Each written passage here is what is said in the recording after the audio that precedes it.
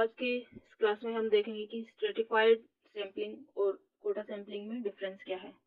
तो सबसे पहले तो ये है कि स्ट्रेटिफाइड सैम्पलिंग जो है वो प्रोबेबिलिटी सैम्पलिंग का टाइप है और कोटा सैम्पलिंग है वो नॉन प्रोबेबिलिटी सैम्पलिंग का टाइप है। कोटा स्ट्रेटिफाइड सैम्पलिंग का प्रोसीजर क्या है वो देख लेते हैं। तो स्ट्रेटिफाइड सैम्पलिंग में क्या है कि जो हमारी पॉपुलेशन है, जब हमारे पास हमारी पॉपुलेशन की लिस्ट अवेलेबल होती है तभी हम स्ट्रेटिफाइड सैम्पलिंग को यूज कर सकते हैं।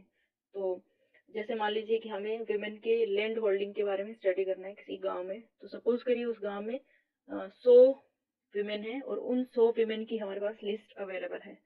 तो हम क्या करेंगे कि उन 100 विमेन की जो ग्रुप है, विमेन है उस गांव में, उनको होमोजेनियस ग्रुप्स में डिवाइड कर देंगे, यानी उनको स्ट्रेटिफाइड करेंगे। स्ट्रेटिफाई करना मतलब होमोजेनियस ग्रुप्स में डिवाइड करना उस पूरी पॉपुलेशन को।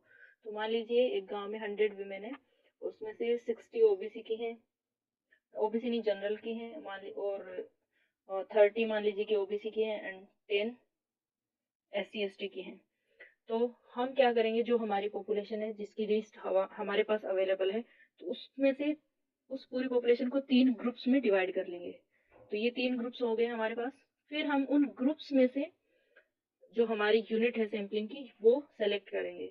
तो हम मान लीजिए 6 विमेन जनरल की लेंगे अपने सैंपल में, तो हम 60 में से 6 विमेन को रेंडमली सेलेक्ट करेंगे और 3 मान लीजिए 30 में से लेंगे अपने सैंपल में, तो 30 में से 3 लोगों को रेंडमली सेलेक्ट करेंगे। वैसे ही 10 में से एक को रेंडमली सेलेक्ट करेंगे हम।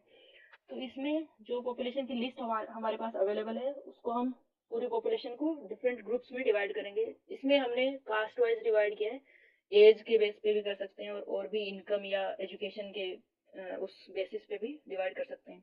तो हम पॉपुलेशन को होमोजेनियस ग्रुप्स में डिवाइड करेंगे, यानी स्ट्रेटिफाई करेंगे उनको पॉपुलेशन को, और फिर उन ग्रुप्स में से रेंडमली लोगों को सेलेक्ट करेंगे अपने उस सैंपल के लिए।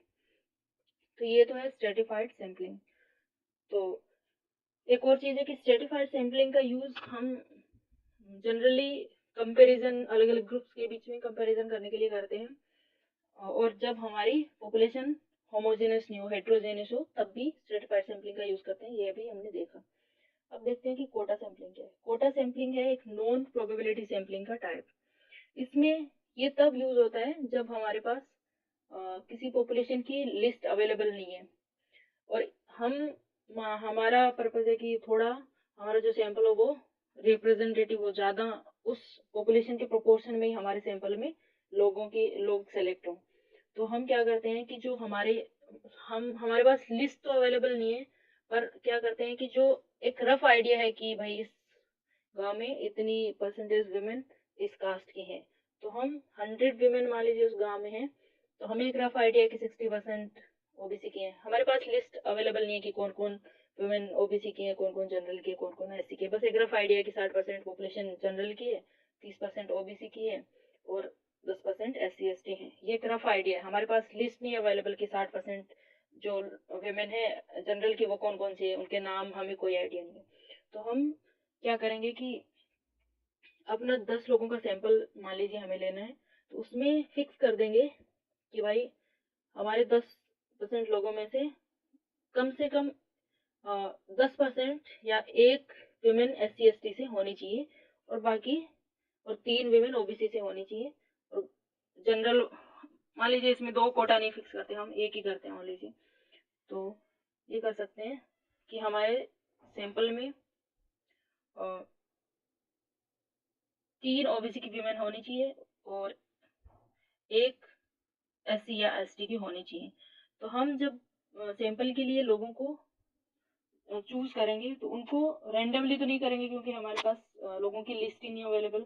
तो क्या करेंगे कि जिन लोगों से हम सबसे पहले मिलेंगे उनको अपने, या फिर जो इजीली अवेलेबल होंगे उनको हम अपने सैंपल में ले लेंगे। तो मान लीजिए हम सबसे पहले जनरल की विमेन से मिले हम और वो हमारी स्टडी के लिए राजी है कि हाँ मैं आपके सैंपल में आ सकती हूँ। तो वो मान लीजिए हम सबसे पहले हमें जनरल की मिली तो हमने ले लिया जनरल में उनको, दूसरे भी जनरल से हैं उनको भी ले लिया, तीसरे भी जनरल से ले लिया। फिर मान लीजिए एससी के एक विमेन मिल गई तो हमने एससी में उनको ले लिया।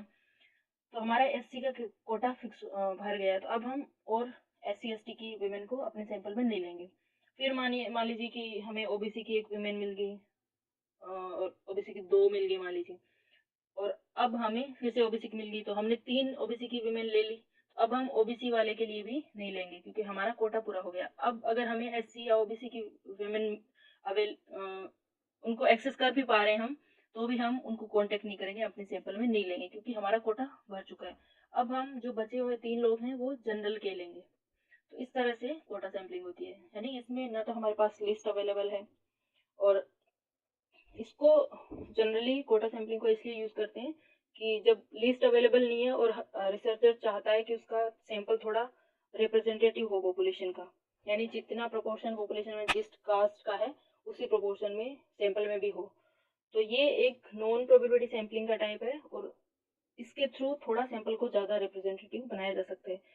तो देख लेते हैं कि इसमें सबसे पहले कोटा फिक्स करते हैं, और फिर जो पॉपुलेशन है उसमें से जो लोग हमें इजीली एक्सेस कर सकते हैं हम उनको उनको अपने सैंपल में ले लेंगे। इसमें कोई रैंडम सिलेक्शन का प्रोसीजर फॉलो नहीं होता। तो ये है कोटा और स्ट्रेटिफाइड सैंपलिंग में डिफरेंस।